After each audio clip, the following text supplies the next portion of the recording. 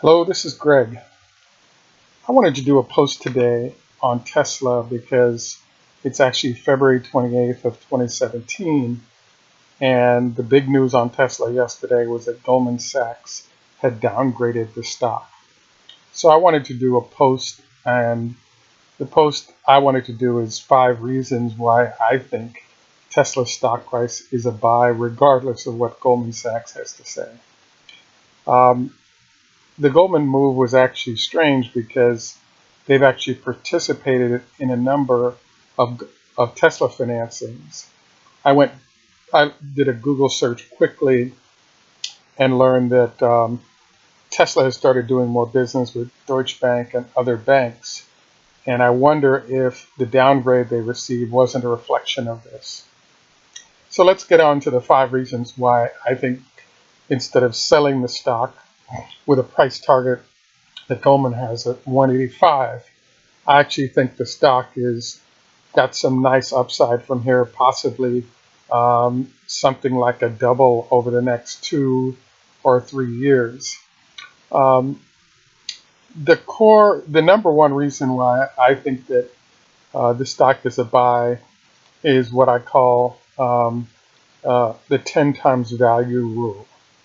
So what this means is that if you have a customer and they have a product in their hand, if you offer them a product that offers sort of 10 times the value of what they currently have, there's enough incentive there for them to change their buying habits to embrace what you're offering. So in this case, when we talk about Tesla, the main thing I'm focused on is the fact that in Europe, uh, Tesla, the de facto cost of gasoline is about $8 a gallon and rising. Um, if a person uses a Tesla and they use electricity instead of fuel, their real cost of per mile is about $1 a gallon for gasoline. So 1 to 8 is only an 8x solution. It's not the full 10. But let's add in things like the autopilot work that they've done as an added sauce. Let's say that's worth 1 point. And then finally, the charging network that they've put together that allows people to do long distance driving without any issues in Europe. So I think those two things add up to about a 10 times the value in the United States because fuel is about $3 a gallon. A $1 price is good, but it's not as good as Europe, for example, or in other parts of the world where the number might even be higher than what the costs are for Europe. So I, believe that this advantage Tesla has is going to be maintained for at least the next 2, if not 3 or 4 years. And the reason for this is that as you have competitors come in and try to do large amounts of response to Tesla's threat, they run into a battery challenge in terms of where do they get the batteries to compete. So I agree that BMW and all the other big makes are going to come after them. The limiting factor temporarily, say for 2 or 3 years, is going to be where do they get the battery capacity to compete effectively with Tesla? And the answer is they don't have battery capacity to be a full-on competitor to slow their onslaught. They can put products out that are doing okay but not great, and because they have such a large install base of relationships with customers, they can do fine. So I think of the i3, I even think of the Nissan Leaf. One of the challenges is not that many people want to deal with a vehicle that only has 80 miles of length. If you use the radio or the heater or something, a 50-mile length really limits the range of what those vehicles can do. So I just think that the environment is still wide open for Tesla to show what it can do. The second reason why I believe that Goldman is completely wrong is what I call deep-pocketed backups.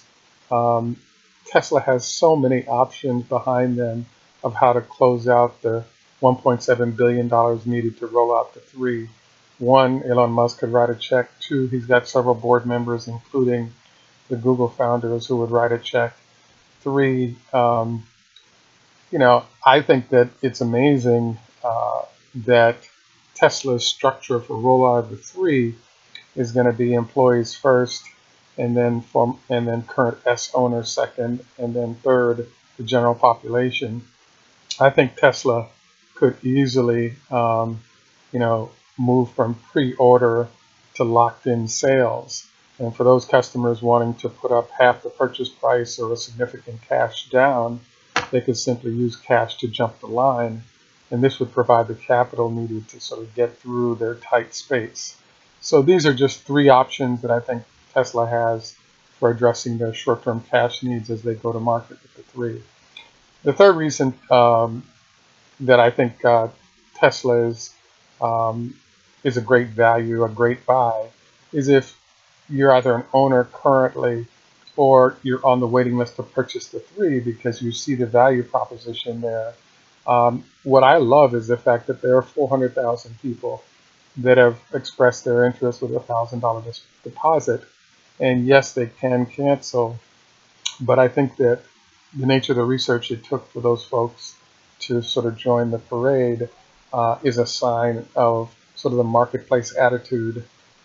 As I've gotten into really studying Tesla carefully, I want to say that Tesla sort of has the same sort of energy going that a lot of the Mac intensive users had back when Macintosh and the whole Apple world was sort of getting going. There are a lot of people that could make other choices, but they really appreciate the package of what the company is offering and the attitude of the owner.